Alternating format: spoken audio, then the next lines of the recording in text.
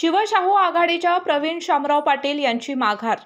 सध्या होऊ घातलेल्या जिल्हा परिषद आणि पंचायत समितीच्या निवडणुकीमध्ये कोडोली जिल्हा परिषद मतदारसंघातून पूर्व पंचायत समितीसाठी अपक्ष उमेदवार प्रवीण शामराव पाटील हे रिंगणात होते. उमेदवारी अर्ज मागे घेण्याच्या अंतिम तारखेरोजी काही अपरिहार्य कारणामुळे त्यांचा उमेदवारी अर्ज मागे घेणे राहून गेल्याने त्यांनी आता आपण निवडणुकीच्या रिंगणातून माघार घेत असून जनसुराज्य शक्ती पक्षाचे पूर्व कोडोली पंचायत समितीचे उमेदवार रणजित शिवाजी शिंदे यांना तसेच कोडोली जिल्हा परिषदेसाठी जनसुराज्य शक्ती पक्षाने पुरस्कृत केलेले अपक्ष उमेदवार अमरसिंह यशवंत पाटील यांना पाठिंबा देत असल्याचं जाहीर केलंय. प्रवीण शामराव पाटील कोडोली घातलेल्या पंचायत समिती पूर्वगणातून मी निवडणुकीसाठी फॉर्म भरला होता. 27 जानेवारी रोजी त्याची 3 वाजेपर्यंत मुदत होती.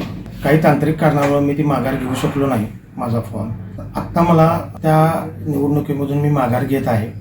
माघार घेऊन मी जनस्वराज्य शक्ती पक्षाचे उमेदवार रणजित शिंदे, अपक्ष उमेदवार अमरसिंह पाटील भाऊ व अपक्ष उमेदवार मोहन चोपडे यांना माझा पाठिंबा राहील. ही माघार मी कुठल्याही माझ्या सचोट बुद्धीने कुठल्याही आमिषाला बळी न पडता कुठल्याही प्रेशरनं घेतलेली नाही आहे.